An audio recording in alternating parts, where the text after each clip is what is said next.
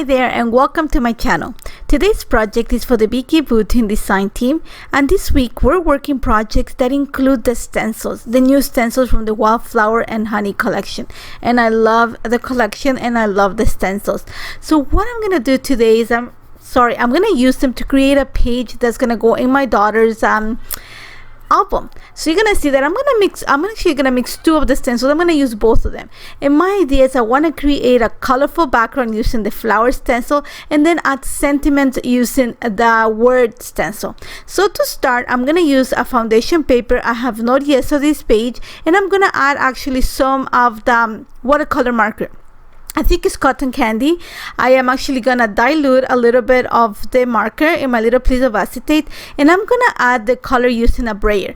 I want a thin application. I don't want a very dark or pigmented background. I want something really soft. I just want to take away some of the whiteness from the background. I want, when I see through the stencil, I want to see peaks of color because I want everything else to stand out too. So you're gonna see that I'm gonna create a very fine application, and also because it's such a thin application, it's gonna dry pretty quick. Now the only downsides of applying the paint this way is because I'm not applying lots, is that the brayer is gonna create kind of streaks, and all it is kind of extending the drops. So to soften that look of that, I am actually going to add a little bit of the pigment and kind of soften the edges by going on a circular motion at the end. That's going to give me the watercolor look that I'm looking for. And I'm going to also add some splatters. You're going to see that I'm going to add splatters to the edges of what I created, and also I'm going to add a little bit of extra water to my little watercolor that I have in the mat, and then I'm going to squish the bristles, and that's going to give me those big splatters that I want to create. Not a lot of these you're going to see because it's such a faint application, like I said, but my idea is going to take some of the whiteness from the background, and then what I'm going to set it aside to dry. You're gonna see that also I started with an idea. Actually, my idea didn't change. It's just the way that I applied the color. My idea was I was gonna go with a kind of a horizontal design, but once it dried, I moved it to be a vertical, just because if I just worked better when I started thinking how I was gonna add my next layer of mixed media. So you're gonna see that I'm gonna set it aside to dry. And then what I'm going to do now is I'm going to create the impression of the flowers using my stencil brush and art crayons. So I was gonna say watercolor markers, but it's not true, it's art crayons. So I'm not gonna say a rainbow, but I am gonna pick up some of the colors that are in the vellum paper. I'm gonna use some yellow. It's gonna be a soft rainbow, some yellow, a little bit of peach. I'm gonna add a little bit of fuchsia. So I'm starting with the yellow. I'm scribbling the yellow with a little bit of the peach. I want to take away from that I don't want it to be so yellow. So I add a little bit of the peach crayon. I'm gonna mix them together. I'm gonna scribble them together on a craft mat where I have my little mat there, and then I'm gonna go on a circular motion with my stencil brush to pick up the pigment, and then I'm gonna go on a circular motion on top of the stencil. You're gonna see that I'm gonna shift the stencil a bit towards the left just to make the impression a little bit wider. I don't want it to be a straight line. I want it to have some movement, so I'm gonna make it a little bit wider. Once I'm done with the yellow, I'm gonna go just with a little bit of the peach, and just I want to help kind of transition the colors nicely through the stencil. Once I have that in place, I'm gonna go and start working on the pinks. I'm working with that a little bit of fuchsia. I'm working with the warm tones, the warm tone crayons. So I'm just gonna continue working the entire stencil, shifting it a bit towards the left in some of the areas just to make the impression wider. Once I work with all the red tones, I'm gonna say red tones, which means the pinks and stuff, I'm gonna go into the violet. And first, before I did that, I added a little bit of fuchsia just to combine that reddish tone with the pink, and then I'm gonna move into the violet. And once again, the violet is gonna be kind of my transition color. Once I add violet, I'm gonna go ahead, I switch brushes to when I add the violet. That's when I switch brushes. Once I add the violet, I'm gonna go into some purple, then a little bit of blue, and then I'm gonna finish on teal.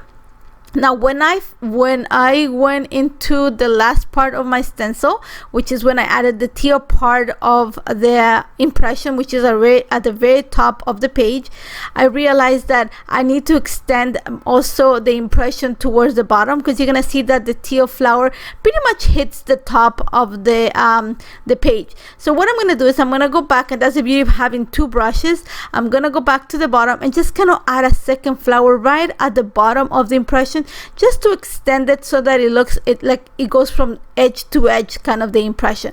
And I'm gonna set it aside for a little bit, just so it already set is a dry application, but just until I work on this idea. And my idea is I want to add some of the sentiments that come in the stencil, the word stencil, and for that I needed to cover most of it with washi tape. I want a crisp impression. I want just the sentence of each line to go on it. So you're gonna see that I took my time out of camera to cover just the sentence, to just leave uncovered the sentences that I want to use. And also the washi tape is gonna help me keep it in place. So the first thing I'm gonna do is I'm gonna set it in place where I want it, and then I'm gonna work the impression with iridescent glaze. Once I have it in place, I'm gonna go ahead, take out the washi tape of that area, clean my stencil completely, make sure that I dry it on both sides, and then I'm gonna move the stencil to the next area that I wanna add the next sentence. So now you're gonna see that I am actually gonna be very careful when I do this, because I don't want to destroy the sentences. I want them to be very crisp. So it took me a while, because some of these areas I had to make sure that it dried a little bit before I went into the next application, just because I wanted to make sure that it completely dry before I went and applied all the sentences. And along the way, like I said, I made the application, I cleaned my stencil completely, dried it, and then went in to apply the next sentence. Now once I have this all done, I'm gonna dilute a little bit of the gold glaze, just because the collection has quite a bit of accents of gold, and I'm gonna splatter or add some splatters throughout the entire page. And now I'm gonna set it aside to dry completely before I continue working.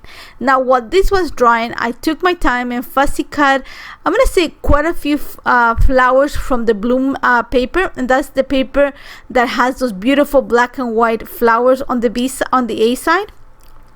But I'm also gonna work on the picture, and what I did for the picture is I'm gonna use the 6x8 paper pad.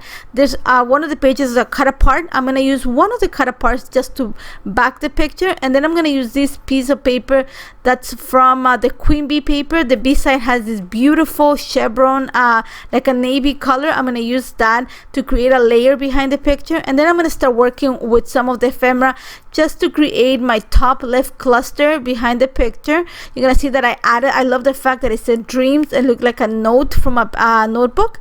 So once I set that in place, I'm gonna add a little bit of foam adhesive behind it, because I want to make sure that I prop it from the page, and then I'm gonna start adding the flowers right behind it to create my cluster. You're gonna see that I'm gonna add one, and then I'm just gonna add, when I fussy cut flowers, sometimes I cut the ones that comes at the edges. I don't mind keeping the leaves, because I know I can extend it and bulk up my clusters with this. Now before I continue working my other cluster, which is gonna be on the bottom right corner of the picture, I'm gonna add my title, and the title for this page is called You and Me, because like I said, this page is gonna go into my daughter's album. I've already created one for my son for a previous project, not for this, for another design team. And so all I'm doing right now, once I have the title in place, I'm gonna start working on the second cluster.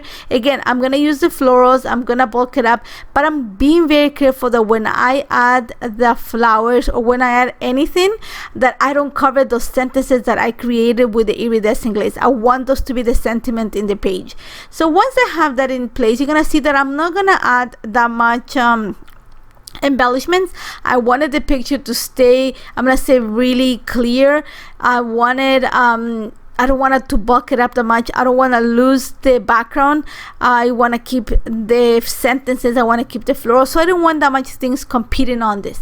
But once I have everything in place, with the title on the florals, I'm going to add a few, I think I add a chipboard to the top left top left cluster, sorry, just because that's where the warm tones are. I'm gonna add on the chipboard right underneath the flower that says, or the word that says the little joy. So the flower that's at the bottom right cluster of the picture.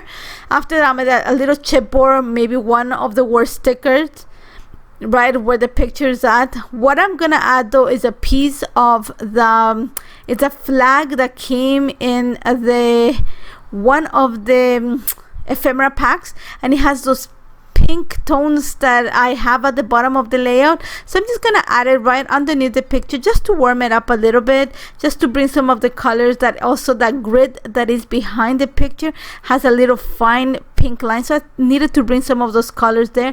And then I'm gonna go off camera just to fussy cut a few butterflies. I'm gonna fussy cut, I think it's one yellow, one orange, one I think it's purple, and one that has the teal area, and then I'm gonna glue them right around those areas. And to glue them, I am actually using a glue dot because it's transparent, and it's transparent that you won't see it through the vellum.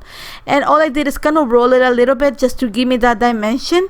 After that, I am gonna add my lines to journal right underneath the little chipboard sticker that I added that says hashtag beautiful.